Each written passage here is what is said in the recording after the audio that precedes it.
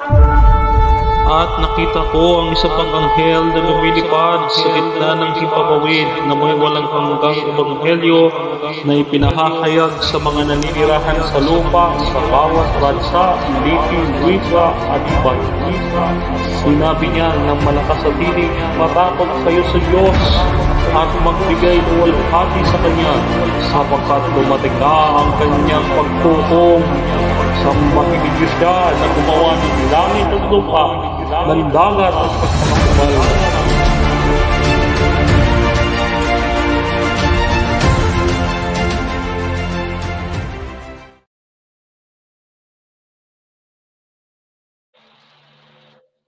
Mapagpalang hapon po sa ating lahat, mga kapatid namin at mga kaibigan at mga sumusubaybay sa ating programang Ayon sa Nasusulat Ministry. Kamusta po kayo mga kapatid? At dalangin ko na kayo ay nasa maayos pong kalagayan at kayo po'y parating pinagpapala ng Panginoon. Muli po, ang inyong pong maliit na lingkod, Brother Denmar Santiago, ay muli po ninyong makakasama sa isang buong oras nating pag-aaral ng salita ng ating Panginoon. At ngayon ngang hapong ito ay isang napakahalagang pag-uusap o talakayan ang ating gagawin at susubukan natin itong sagutin sa tulong ng ating Panginoon. So bago po tayo magsimula, tayo po muna ay magsimula sa ating tradisyonal na ginagawa. Tayo po ay hihiling sa Panginoon na tayo po ay kanyang gabayan sa ating gagawing pag-aaral. Ano po? So, tayo po ay manalangin. Panginoong Diyos ay makapangyarihan sa lahat, na may gawa ng langit at lupa, may-ari ng aming buhay. Panginoon, pinupuri, pinulawalhati ka namin sa mga oras na ito. At nawa, Panginoon, sa gagawin namin pag-aaral na ito ng iyong dakilang salita at ipahayag namin sa lahat ng mga nakikinig sa programang ito, Panginoon. Ikaw po ay maparangalan at maibalik ang lahat sa iyo, Panginoon, ng papuri at luwalhati at pagsamba na natatangit na upo lamang sa iyong pangalan, Panginoon. Salamat po sa iyong kabutihan loob at pagpapalat, pag-ibig at awa sa amin, Panginoon. Kaya naman po, Panginoon, hinihingi po namin ang inyong kapatawaran sa aming mga nagawang kasalanan upang kami malinis ng iyong banal na dugo, upang kami maging karapat-dapat din sa harapan ng aming Ama na nasa langit. Panginoon, isugo mo panawa sa amin ang Santong Espiritu na magtuturo ng kapakababang loob at lahat ng iyong itinuro ay kanyang ipapaalala sa amin, Panginoon.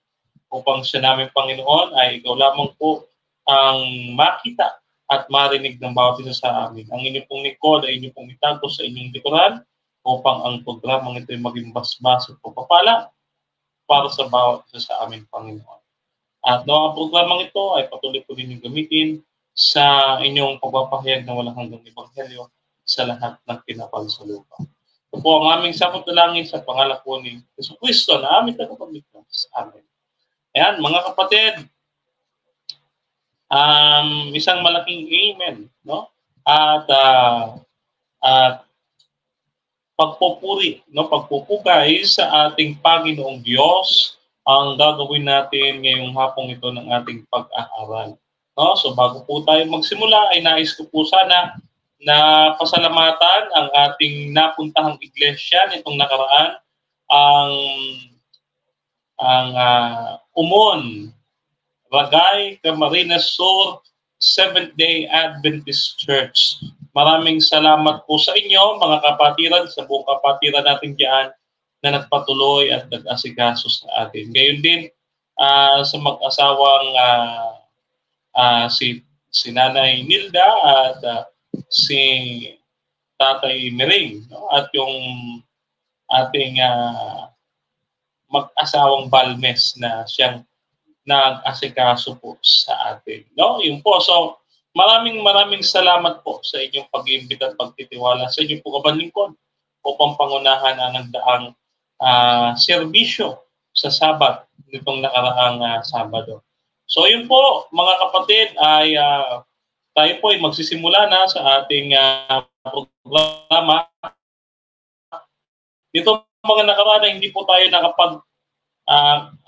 nagkaroon ng programa sapagkat itong mga panahong ito ngayong October, ngayon din yung November mga kapatid, ay ito po yung mga panahon like September, October, November, ito po talaga yung mostly talaga mga mabagyong panahon. Kaya po ang ating pong internet connection ay hindi rin po nagpapunksyong maigi. Kaya po, please bear with me and I hope mga kapatid na itong ating daily schedule or ating daily program ay inyo pong suportahan pa rin at tangkilikin mga kapatid sapagkat sinusubok natin sinusubukan naman po natin makapaglingkod sa inyo sa abot ng ating makakaya. No? At sa tulong siyempre ng ating Panginoon. Kung wala ang ating Panginoon, wala po tayong magagawa. No? Ang ating po pag-uusapan mga kapatid ay ang batikos ng mga hindi mga mananampalataya o hindi mga Kristiyano. Sapagkat yung mga hindi Kristiyano, mga kapatid, pagka sinabi natin Kristiyano, ito yung mga sumusunod kay Kristo.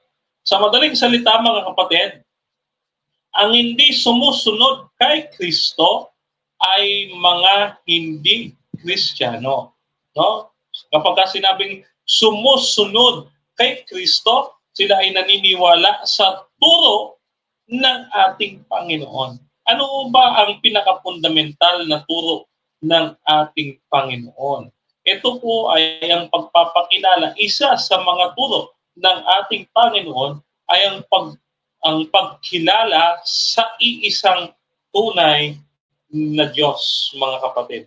Ating po babasahin po ang turong iyan ng ating Panginoong Jesucristo dito po sa Juan 17:3. Ganito po ang ating mababasa, no? Yan.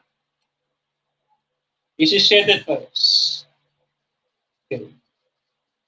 Sabi dito, at ito ang buhay na walang hanggan, na ikaw ay makilala nila na iisang Diyos na tunay at si Jesucristo na iyong sinugo. No? So dito po sa pagbalangkas natin ng banal na kasulatan, ang banal na kasulatan po ay nagtuturo na mayroon lamang iisang tunay na Diyos at ang pagkakilala sa iisang tunay na Diyos, ito po ay napakahalaga sa isang tao sapagkat ito po ay magbibigay at maghahatid sa kanya ng buhay na walang hanggan. No, yun po, gayon po kahalaga ang ating pag-aaral ngayon mga kapatid. No? Yan po ay magbibigay ng buhay na walang hanggan sa sino man mga kapatid ang kumilala sa tunay na Diyos. Ngayon, mga kapatid, gusto ko pong maging malinaw po sa atin, no? Hindi po tayo tumututol na ang Ama ay Diyos. Okay. Hindi po tayo tumututol na ang Ama ay Diyos. Hindi rin po tayo tumututol na ang anak ay tao, na naging tao, no? Kaya nga sabi dito sa talata ng mga Biblia, no? Ang sabi sa mga talata ng Biblia dito po sa Juan 1:1 at 14, ganito po sabi. Sa pasimula ay ang salita, at ang salita ay kasama ng Diyos, at ang salita ay Diyos. Talata 14, sabi po dito, at naging tao ang salita at nanahang kasama natin. Yan. So, maliwanag po mga kapatid, nanahan, nagkatawang tao ang berbo, o ang salita ay naging tao, Diyos na naging tao. So, obviously, hindi po tayo tumututol na ang Panginoong Jesucristo ay naging tao. No? Dahil po ang tumututol sa pagkatao ng ating Panginoong Jesucristo, yan po ay anti-Kristo. Yung mga hindi kumikilala sa Kanya na siya ay napariritong nasa laman. So, mga kapatid, ang ating po tatalakayin, hindi po ang pagkatao ng ating Panginoong Jesucristo, kundi ang pagka-Diyos ng ating Panginoong Jesucristo. Dahil po marami pong nagsasabi na mga grupo at mga sekta ng pananampalataya na si Jesucristo ay tao lamang at hindi Diyos, no? Isa sa kanilang mga pinakagagamit, no, ang unang Korinto 8:6. No, titignan po natin paano po nila binaluluktot ang mga tala ng Biblia patungkol sa pagka-Diyos ng ating Panginoon Kristo. Kung paano nais silang pabagsakin ang katotohanan ng Biblia ng ating Panginoon Kristo ay tunay ding Diyos katulad ng Ama na nasa langit. Ganito po, pakinggan po natin ang sinasabi dito po sa kanilang ginagamit o unang talata na ating sisipiin na kanilang madalas gagamitin sa kanilang mga eksposisyon. Ganito po ang ating mababasa sa unang Korinto 8:6. Ganito po ang ating masasabi. Ngunit sa ganang atin ay may isang Diyos lamang, ang Ama, na buhat sa Kanya ang lahat ng bagay, at tayo'y sa Kanya. At iisa ang Panginoon. Yan, iisa ang ating Panginoon. Si Jesucristo, nasa pamamagitan niya lahat ng mga bagay at tayo rin ay sa pamamagitan niya. Ito mga kapatid ang madalas gagamitin ng mga sektang protestante at ng iba't ibang mga kulto na hindi naman po mga tagasunod ng ating Panginoong Jesucristo. No? At ang isa po dyan ay ang Iglesia ni Cristo. No? Kaya hindi na mga Muslim at itong option natin na PAM or Prophetic Advent Movement. Ito po ang unang Korinto 8:6, mga kapatid. Ang ating pong pag-aaralan, ang unang Korinto 8:6, mga kapatid, ay ang paalala ni Apostol Pablo sa mga kapatid sa mga taga-Korinto na naghahandog sa kanilang Diyos-Diyosan at mga Panginoon at inanyong larawan. No? Kaya nga ganito ang wika ni Pablo. No? Sa ganang atin ay may iisang Diyos, ang Ama, at isang Panginoon, si Jesucristo. Ang pinagkukumpara or tinatawag nating point of comparison, mga kapatid, ay hindi ang bilang at likas ng Diyos, kundi ang pinagkukumpara dito, mga kapatid, ay ang Ama at Anak ay parehong tunay na Diyos. No? Parehong Diyos sa kanyang likas na kalagayan. Ano? At ang pinaghahambing po dito ay yung mga Diyos-Diyosan at ang tunay na Diyos. Ganito nga po ang konteksto sa nasabing mga talata. Kung kanina po ay versikulo 6, ang ating po pag-usapan ngayon ay versikulo 4 hanggang 5, ganito po ang ating mababasa. No? Tungkol nga sa mga pagkain ng mga bagay na inihain sa mga Diyos-Diyosan, nalalaman natin na ang Diyos-Diyosan, no, ang mga Diyos-Diyosan ay ang mga Diyos-Diyosan, sabi dito, no, ay walang kabuluhan sa sanglibutan, no? At walang Diyos liban sa iisa, sapagkat bagaman mayroong mga tinatawag na Diyos maging sa langit o sa lupa, gayunman may maraming mga Diyos at marami ring mga Panginoon. So ito po mga kapatid, no, ang ating binasa sa unang Korinto 8, versikulo 4 hanggang 5.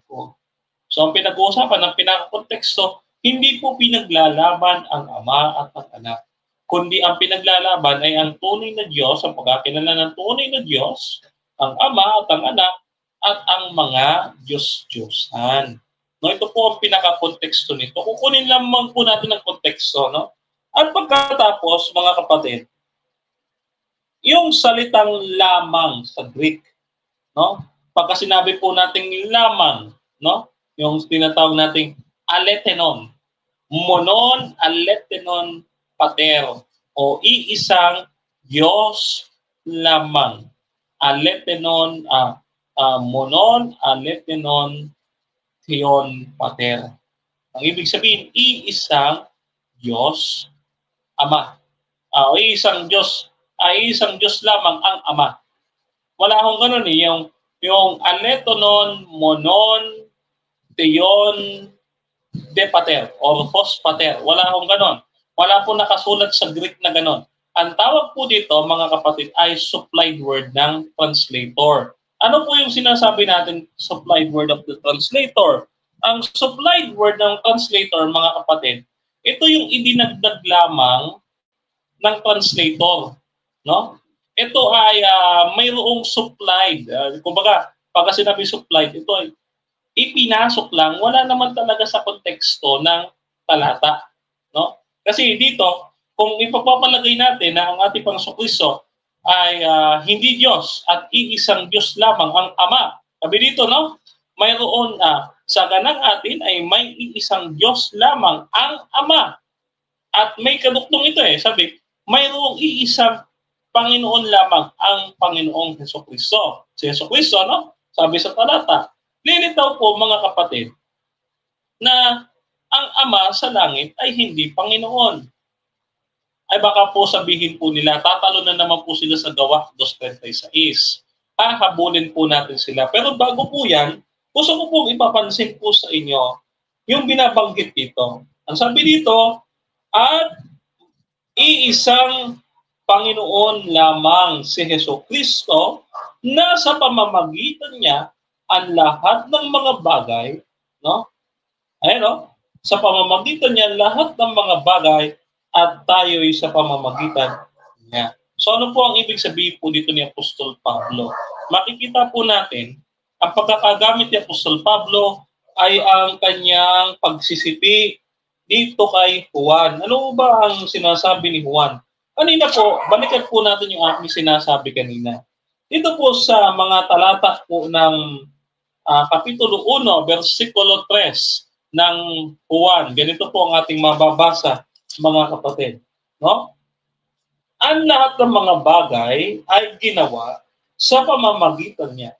At kung wala siya, ay hindi nagawa ang anumang bagay na kanyang ginawa. Ayan. So, mga kapatid, ang lahat ng mga bagay ay ginawa sa pamamagitan ng ating Panginoong Kristo at walang magagawa na bagay kung wala siya. Sa madaling salita po, mga kapatid, yung pagbabanggit ni Apostol Pablo at pagsisipi niya kay Juan, ito po mga kapatid ay nagpapakita ng ating Panginoong Kristo ay tunay na Diyos. Sapagkat ang tunay na Diyos, siya lamang po ay makagagawa o siya lamang ang manlilikha. No, wala pong ibang makalilikha ng bagay kundi ang ating Panginoon. No? Ay wala naman po siguro tututol na ang iisang tunay na Diyos ay may kwalifikasyon na manlilikha. Ano? Kasi sabi dito, no, lalangin natin ng tao ayon sa ating wangis. Sino nagsabi? Ang Diyos. Baka po binasa niyo po yan sa Genesis 1:26. Ang lahat po ng mga bagay dito sa lupa, kabilang ang tao ay gawa niya. Kaya po ano po sabi ng talata? Tayo ay sa pamamagitan niya. Wala po mag-i-exist sa tao kung tayo ay sa pamamagitan niya. Ngayon, tatalon po sila dito sa Gawa 2:36 kasi sabi, no, iisang Panginoon lamang si Hesukristo. Sasabihin nila, si Hesukristo ay ginawa lamang Panginoon. Mabasahin po natin yung talata, no? Sabi po dito sa Gawa 2:36. Ganito po ang ating mababasa. 36. Ganito ating mababasa, no? Kaya dapat makilala, at dapat makilala ng buong Israel, no? Sabi dito, no? Na ang Kristo, no? Yung taong inyong isinakdal, ayan, no? Na siya sa kanya ginawa ng Diyos na Panginoon at Kristo, itong Jesus na inyong ipinako sa krus. Sa madaling salita, gusto nilang palitawin dito, si Kristo ginawa lamang Panginoon. Ito po mga kapatid, ang ating Panginoong Kristo ay katutubong Panginoon. Ano po ibig sabihin ng katutubong Panginoon? Pagka sinabi po natin katutubong Panginoon, hindi po siya ginawa. Wala po siyang panimula. Hindi po siya nagmula sa sino man o anuman. No, wala nagbigay sa kanya ng otoridad. Bagkos ang ating Panginoong Kristo, ang pagkakabanggit dito, siya na inyong ipinako sa krus. Ang konteksto po dito, ano po ba ang ipinako sa krus? Hindi po ba yung katawang tao, yung pagkatao ng ating Panginoong Kristo, yun po ang ipinako sa krus. Hindi po pagka-Diyos. Kaya po pinag-uusapan po dito, ang sabi po dito, ginawa ng Diyos na Panginoon at Kristo, itong Jesucristo na inyong ipinako sa krus.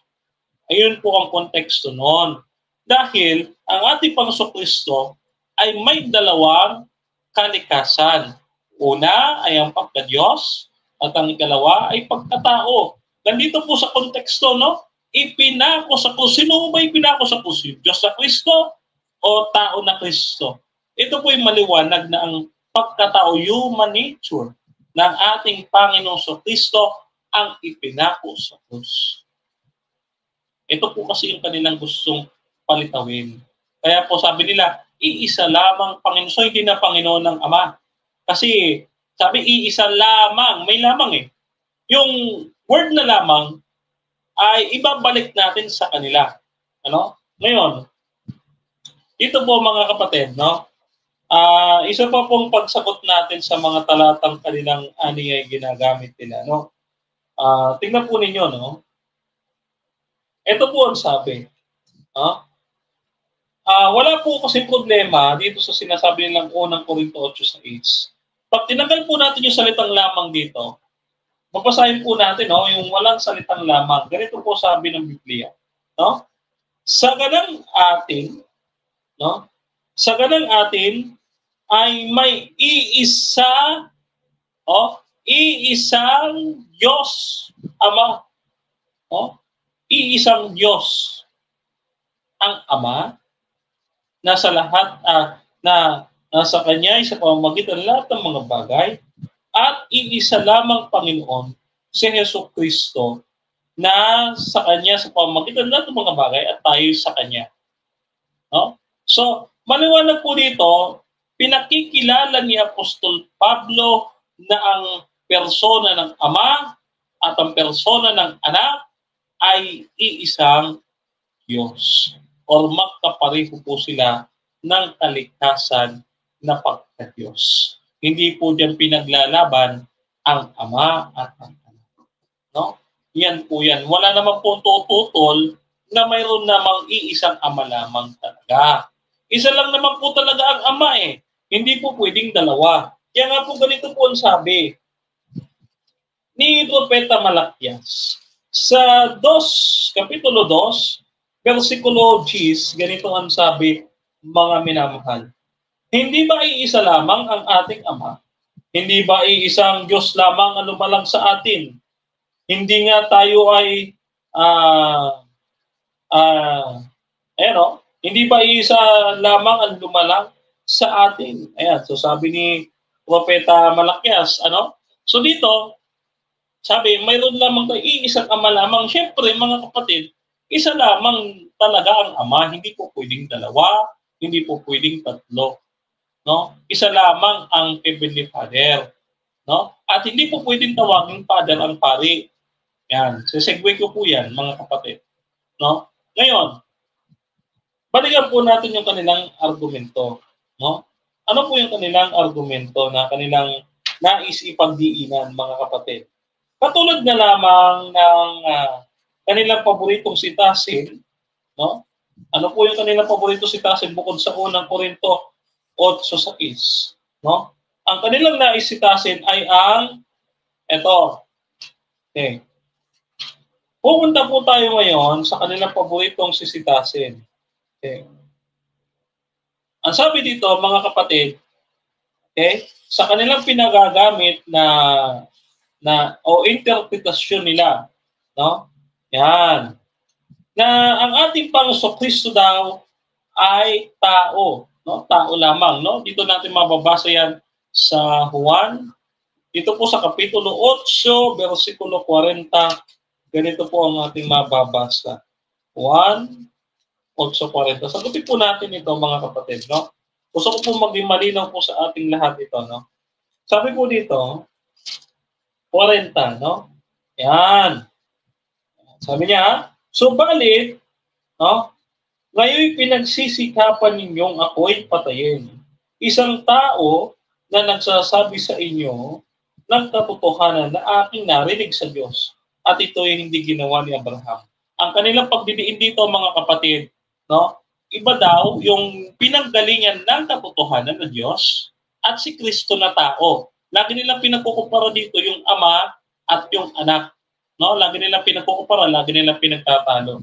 Ngayon po, ang hindi po natin inaayunan dito, yung sasabihin nila, si Kristo ay tao lamang sa likas sa kalagayan, samantalang wala namang pong sinasabi sa banal na kasulatan. No? Wala pong mababasa eh. Tingnan po ninyo, no? Pagka binasa po natin, sabi po dito, subalit ngayon pinagsisikapan ninyo akong patayin. Isang tao, wala naman po. Tao lamang, wala eh. No? Wala po. Pagka binababa po natin sa 56, yan ito po ang ating mababasa. No? 56. Yan na, sabi niya, sinabi niya sa mga Hudyo. Yan. Katotohanan sinasabi ko sa inyo, bago pa ipanganak si Abraham, ay ako nga. So bago pa daw ipanganak si Abraham, ay siya na nga. Sino ba si ako nga? Si ako nga, mga kapatid, ay ang Diyos na nagsalita kay Moses sa parang nung siya umakit ng kabundukan sa Sinai, siya po ang Diyos na nagpakilalang si Jehovah. No? Dito po natin basahin sa Exodo, mga kapatid. Okay? Basahin po natin dito sa Exodo. Dito po sa Kapitulo 3, versikulo 14. Ganito po ang ating mababasa, mga minamahal ko kapatid. 3:14. Ayan, no? Pakinggan po ninyo sinasabi ng Biblia. Ito, no? 14.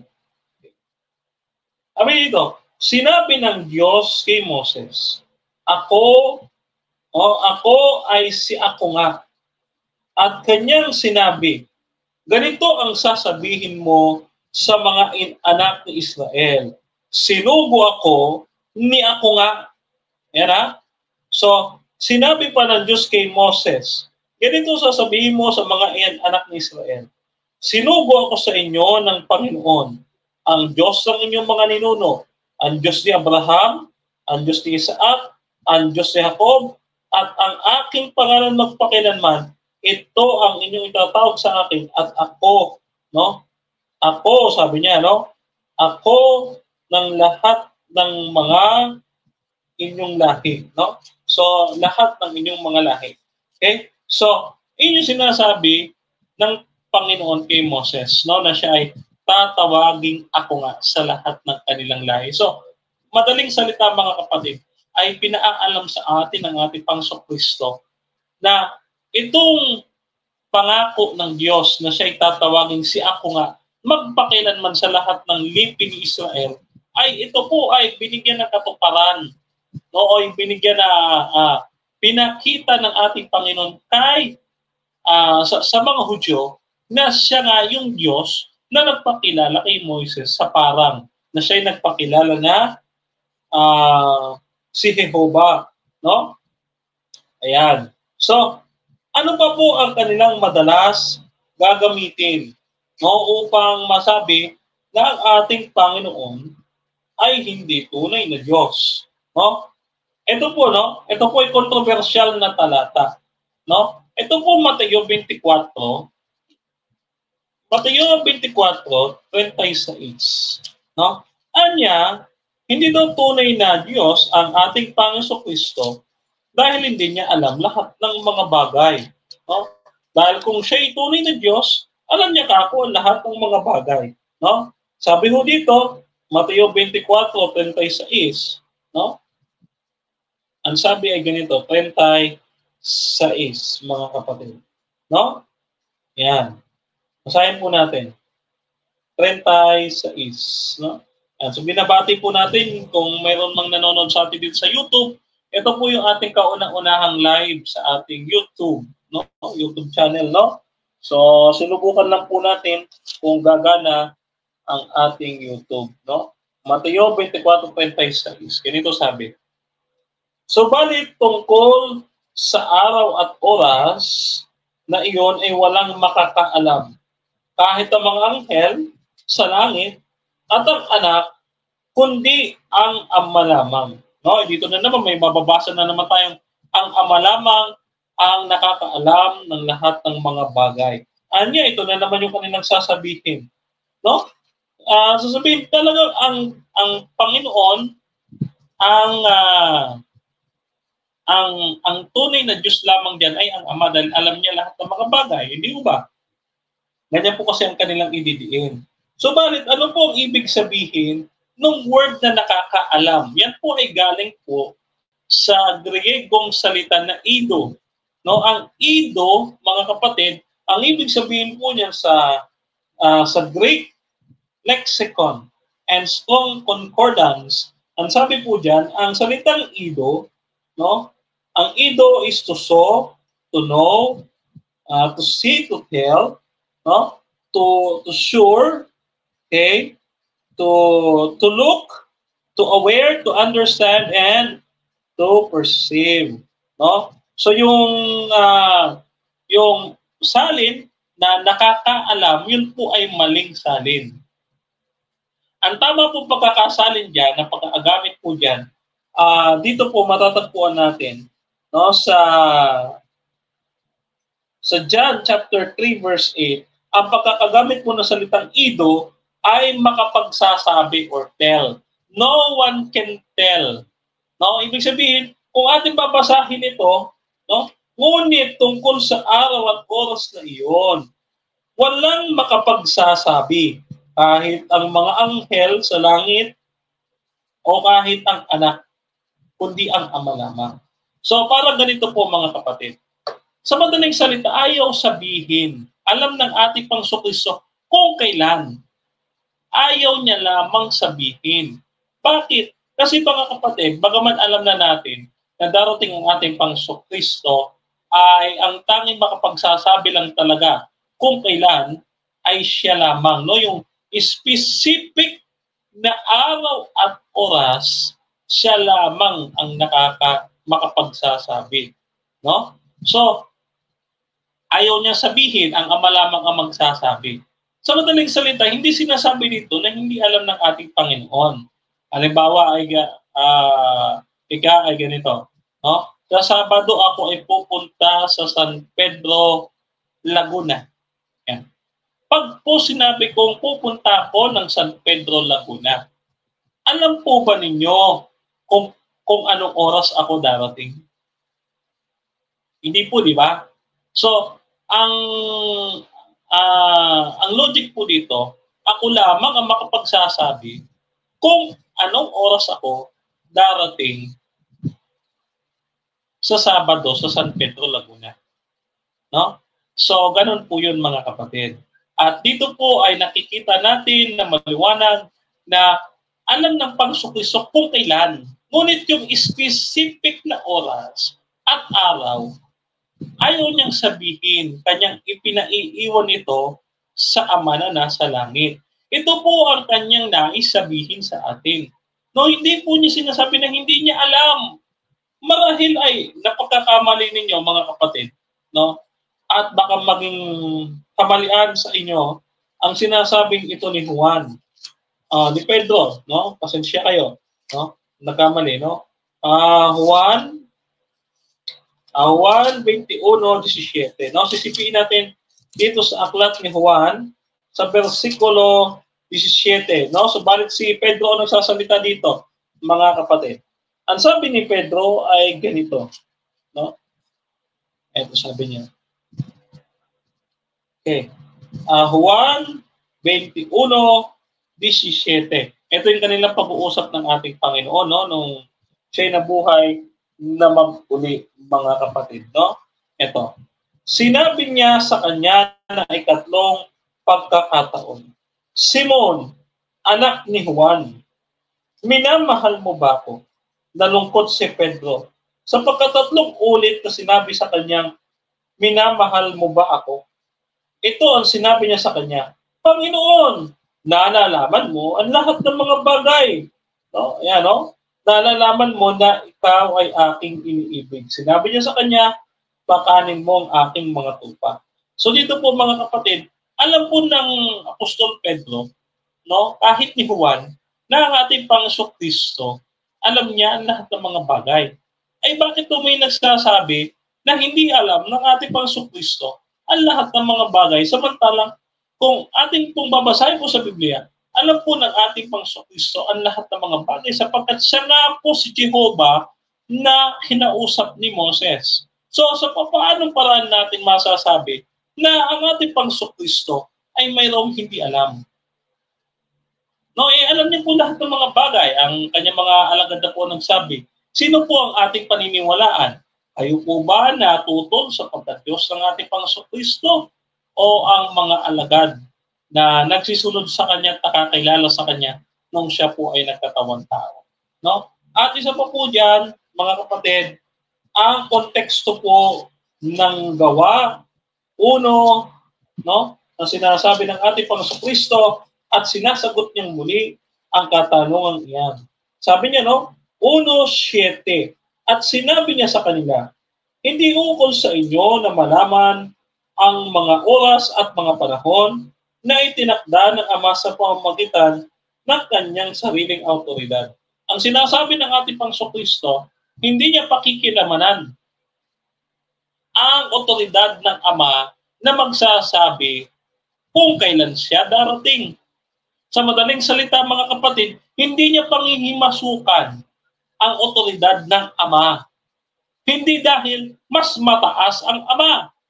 No? Hindi dahil mas mataas ang Ama, kundi ang ating Panginoon Kristo nagpapakita nung siya ay nagkatawang tao, siya ay nagpapakumbaba. Gaya sa Pilipos 2:5 hanggang 8. No? So, yun po yung maliwanag nating nililinaw sa inyo mga kapatid. Hindi po ito nagpapatungkol o hindi po ito tumutukoy na si Kristo ay tao lamang. Hindi po sinasabi po ng Biblia yon. At wala po tayong mababasa na ganong parirala sa Biblia na si Kristo ay tao lamang. Pagkos ay may mababasa tayo, si Kristo, tunay na Diyos. No? Ngayon, ano pa po ang kanilang gagamitin pangtutol sa ating doktrina patungkol sa ating Panginoong Hesukristo? No? Marami po silang ginagamit, no? Gusto ko pong isa-isahin sa inyo ang mga iyan. No? Okay. Ano po ang kanila pong binabato pa sa ating Panginoong Kristo? Tingnan po natin ang mga talatang kanilang madalas na ginagamit.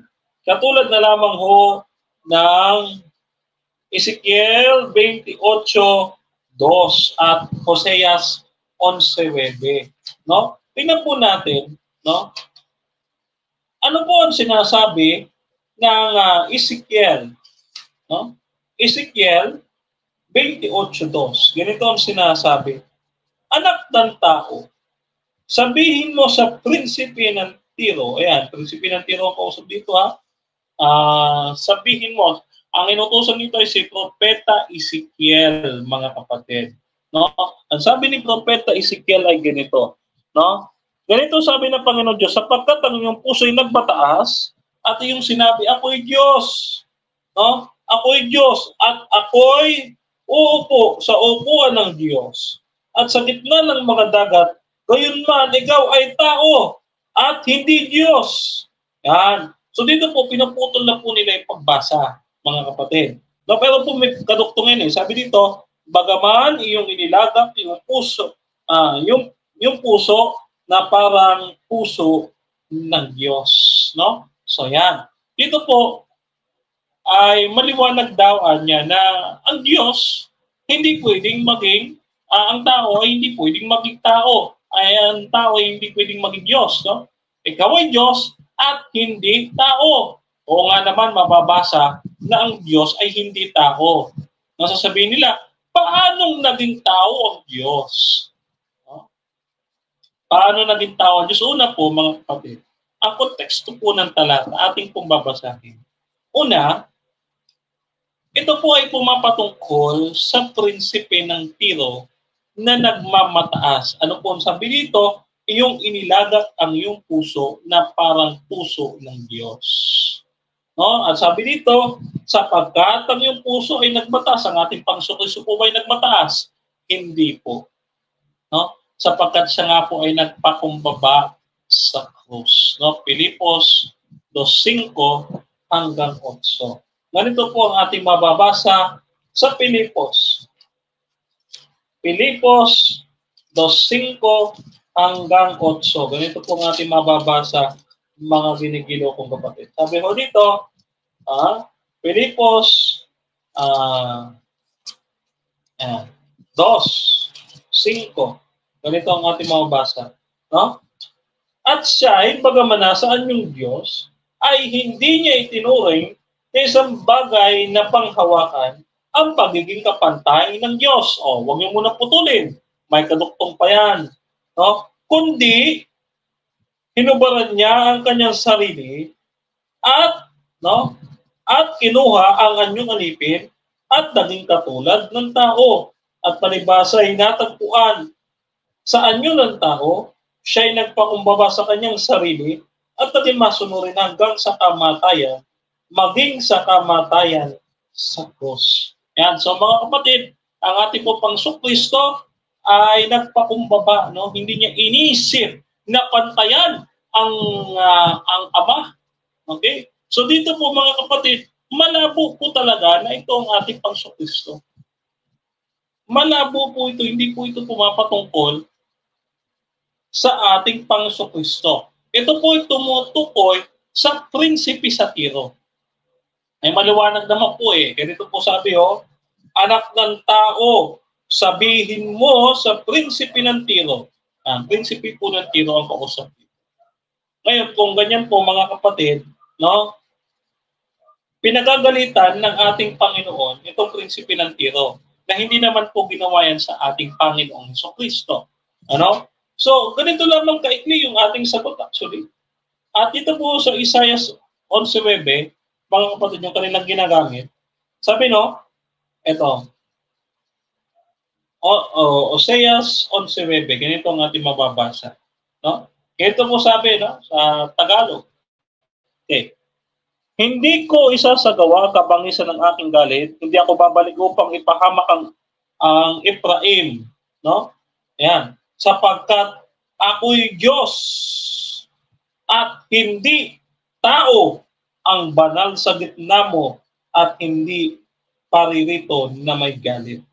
Mga kapatid, ito yan eh. Ito na naman sila, nabasa na naman nila. Ako'y Diyos at hindi tao. So ang tao hindi pwede maging Diyos, ang Diyos ay hindi pwede maging tao. Yun na naman ang kanilang konklusyon. Yan. So ngayon, mga kapatid, ito po ay pagkukumpara, point of comparison. Ano sabi ng ating Panginoon? Ang sabi niya, hindi ako paririto, no? At aking susubuin ang kabangisan ng aking galit, no? At hindi ko wawasakin, no, ang Ephraim. Okay? Sapagkat ako'y Diyos at hindi tao, na banal sa gitna mo, hindi paparito na may galit. So, ito ay pagkukumpara sa tao na mainitin ang ulo. Ang ugali kasi ng Diyos ay hindi ugali ng tao, mga kapatid. No? So, katulad na lamang ng sinasabi ng Roma 3:4, no? Huwag namang mangyari, bagkus pa ang Diyos ay tapat. Tatapwat ang bawat tao'y sinungaling, gaya ng nasusulat. Okay? So ito po mga kapatid, ay pinagkukumpara ang Diyos sa tao. Hindi po sinasabi na ang Diyos ay hindi maaaring maging tao. No? Ayan. So, ayan po ang ating pinag-uusapan. Ngayon, mga kapatid, okay, meron pa po konteksto yan dito po sa bilang 23, verse 19. No? Ang Diyos ay hindi nagsisinungaling. No? Nagaya ng anak ng tao, no? Nagaya ng anak ng tao na nagsisisi. Sinabi ba niya at hindi niya gagawin? Yan. So sabi niya, no? At ano pa? No, mayroon pagkukumpara dito, nakikita at naririnig naman natin sa ating pagbabasa, no? O sinalita ba niya at hindi niya isasagawa? So, dito ay may pagkukumpara sa tao. Ang Diyos ay hindi sinungaling na gaya ng tao na hindi tapat sa kanyang sarili. At ang Diyos ay hindi gaya ng tao na kapag sinabi niya ay hindi niya gagawin. Ang Diyos, gagawin niya kapag kanyang sinabi. No, so ito po ay pagkukumpara, mga kapatid. Hindi po ito nagpapatunay ng ating pagsukristo ay hindi tunay na Diyos. No? So ayan po, maliwanag po yan, mga kapatid, ha. Okay? Ngayon, ano pa po ang isang paborito nilang talata na ginagamit upang masabi nila na ang ating pangsukristo ay hindi tunay na Diyos, no? Ganito po ang ating mababasa, babalikan po natin ang talata po ng Juan, no? Juan, kapitulo 17, versikulo 1. Babasahin po muna natin yung 1 at pagkatapos dadako tayo sa versikulo 3. Ito po ang ating mababasa, no? Versikulo 1, versikulo 3. Nang masabi ni Jesus ang mga bagay na ito, tumingala siya sa langit at sinabi, Ama, no? Ama, dumating na ang oras. Luwalhatiin mo ang iyong anak upang luwalhatiin ka din ng anak. At ito ang buhay na walang hanggan, na ikaw ay makilala nila na iisang Diyos na tunay at ang iyong sinugo, si Jesucristo. Ito, no? Ito na naman tayo. Sabi nila, si Kristo tumingala sa langit. Ano ang sabi ni Kristo? Ama, na makilala ka na tunay na Diyos. Hindi niya sinabing na makilala ako rin na tunay na Diyos. Sasabihin na naman nila ganon. Hindi po ganon ang konteksto. Babasahin po natin ulit, ha? Babasahin po natin ulit. Sabi dito, at ito ang buhay na walang hanggan, na makilala ka singular, makilala ka na tunay na Diyos. At, may ate, at iyong sinugo si Jesucristo. May kaduktong, kasama ang ating pangsukristo. No? Hindi lang sa Ama, wala po tayong problema sa singular. Ang problema, yung interpretasyon at pag-unawa ng iba na porki kausap ng ating pangsukristo ang Ama, ay ang Ama lamang ang kanyang pinakikilala. Hindi po ganoon. Hindi po ganoon yon, mga kapatid. No? Ang ginawang panalangin ng ating Panginoon ay pinakilala niya ang Ama bilang tunay na Diyos at yung sinugo, yung anak, no? Siya rin ay tunay na Diyos. No, hindi po natin pwede sabihin na makilala kami kasi magiging politismo na yun, no? Iisa lamang ang Diyos na binubuo ng tatlong persona. Kaya ano sabi niya? Na makilala ka na tunay na Diyos. Sino?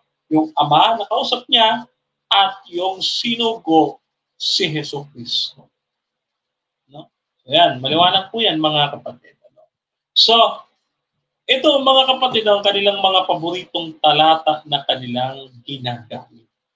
Upang patunayan at ipawalang bisa ang doktrina ng pagka-Diyos ng ating Pangsukristo. Bagaman ito ay iilan lamang, mga kapatid, ay alam ko marami pa nga yan actually, mga kapatid. No? Pero syempre, mabibitin tayo sapagkat ang ating programa ay iisang oras lamang, no? Ang ating airtime ay isang oras lamang. No? At maaari naman tayo mag-extend, mag-part 2 mamaya right after our live, no? Pero sa ngayon, mga kapatid, ay nakita ko naman ay wala naman pong comment na lumilitaw sa aking screen, no? So, yun lamang mga kapatid siguro sa ngayon.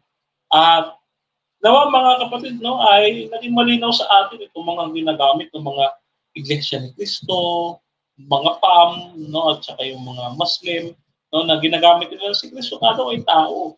Hindi tayo tutol na si Cristo ay tao. Ang tutol tayo, inaalis sila ang pagka-Diyos ng ating Panginoong Jesucristo. No, so dalangin ko mga kapatid ay hilingin natin sa Ama na kanilang buksan ang kanilang isipan sa katotohanan ito at maging maliwanag sa kanila ang pagpapakilala ng tunay na Diyos sapagkat napakahalaga ng pagkakilala sa tunay na Diyos. No? Ganito po ang ating mababasa sa unang Juan 5:20. No? Ganito po ang ating mababasa, no? Unang Juan 5:20. Unang Juan 5:20. Ganito po ang ating mababasa, no? At alam natin na naparito ang anak ng Diyos, no? At binigyan niya tayo ng pagkaunawa upang ating makilala siya na totoo. Siya, no? Siya na totoo, no? At siya sa kanya, no? At tayo sa kanya, no? At sa kanyang anak na si Jesucristo. Ito ang tunay na Diyos at buhay na walang hanggan. Ang pagkakilala sa ating Panginoong bilang tunay na Diyos ay ang pagkakaroon ng buhay na walang hanggan. Kaya nawa mga kapatid, ay naging instrumento ang programang ito upang maging maliwanag sa atin ang sagot ng banal na Biblia patungkol sa mga agam-agam sa issue tungkol sa pagka-Diyos ng ating Panginoong Jesucristo. Nawa mga kapatid, kayo po'y pinagpala ng ating Panginoon, kayo po'y iiwanan ko sa kanyang mapagpala at maibiging kamay. At kayo po ay kanyang pagpalain at ang lahat ng kapurihan, karangalan, luwalhati at kadakilaan ay maibalik sa nag-iisang tunay na Diyos. Ang Ama, ang Anak, at ang Espiritu Santo. Ang tatlo na nagkakaisa sa langit na siyang itinuturo ng ating Panginoong Kristo ayon sa Mateo 28, versikulo 19 hanggang 20. No? So bago po tayo magtapos, ay po yung manalangin. Panginoon Diyos ay makapangyarihan sa lahat na may-ari ng lahat ng mga bagay. Panginoon, maraming salamat po sa inyong kahabagan at pag-ibig sa amin na inyong ipinaalam sa amin ng inyong buong katotohanan sa pamamagitan ng Biblia, Panginoon.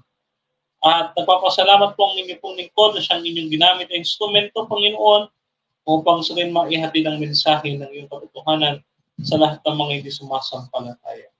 Nawa, Panginoon, ito po'y naging biyaya at karagdagang pananampalataya sa aking mga kapatiran at gayon din, Panginoon, maging karagdagang kaalaman sa mga nanonood at sumusubaybay na programang ito ang aming ginawang pag-aaral. Nawa, Panginoon, kami po inyong pagpalain, mas Panginoon, at patuloy na gamitin ang programang ito upang sa inyong lalong malaking gawain ng iyong iglesia. At naway maraming tuhod ang mailuhod sa pamamagitan ng programang ito sa inyong paanan at sumuko at kumilala sa inyo bilang tunay na Diyos. Ito po ang aming samot na langit, Panginoon, sa pangalan po ng aming Panginoong Kristo na aming tagapagligtas. Amen. Huwag po kayong bibitaw mga kapatid dahil mamaya meron tayong live ulit. At alas 8, abangan po ninyo, sa ganap na alas 8 ng gabi ay inyo pong mapapanood ang bakbakang Brother Fernando B. Camacho Jr. at Pastor Mark Obao ng Evangelical Born Again or ng Lord Jesus Christ Universal Ministry. Ang kanilang pong topic dito po sa ating programang ayon sa Nasusulat Ministry ay patutunayan ni Brother Fernando B. Camacho Jr. na ang Sunday worship ng Lord Jesus Christ Universal Ministry ay hindi banal. Yan po, no? Mamaya pong alas 8 po yan at ang inyong pong lingkod ay ang siyang tatayong moderator o mamamagitan sa dalawa. Kaya naman mga kapatid, maraming salamat po sa inyong pagtutok sa ating programa. Naway kayo pagpalain ng Panginoon. At kung mayroon man kayong mga imbitasyon sa inyong pong lingkod, speakership po man yan ng second service natin, crusade, pagliliman, no? At iba pang mga gawain katulad ng devotion, prayer meeting, Bible study. No, inyo po, ako po i-contactin po ninyo sa aking Facebook na Denmar Santiago or maaari din sa aking numero na 0949-172-4559. Ulitin ko po, 0949-172-4559. No, maaari niyo po akong kontakin. Smart po yan mga kapatid. So, yun na lamang po mga kapatid at muli po kayo'y pagpalain ng ating Panginoon ng napakarami sa lahat ng inyong mga lakad sa buhay. No? At kayo po'y ipagmalas niya sa inyo ang kanyang pag-ibig hanggang sa siya'y muling pumarito. No? Ang ating pong episode 23, no? Ang ating episode 23, susunod na mga kapatid. Kumapit lang po kayo, susunod na po. Sasagutin natin ang naging pahayag ng isa nating kapatid. Ito nga po nakakalungkot. Isa nating kapatid na siya daw ay aalis na sa Seventh-day Adventist dahil sa issue ng abortion. This is a minor issue na nagpapatisod sa ating kapatid. Yan po ay sa susunod, episode 23, na ngayon sa nasusulat. Ang inyong pong abang lingkod, Brother Denmar Santiago, and I'm out, mga kapatid.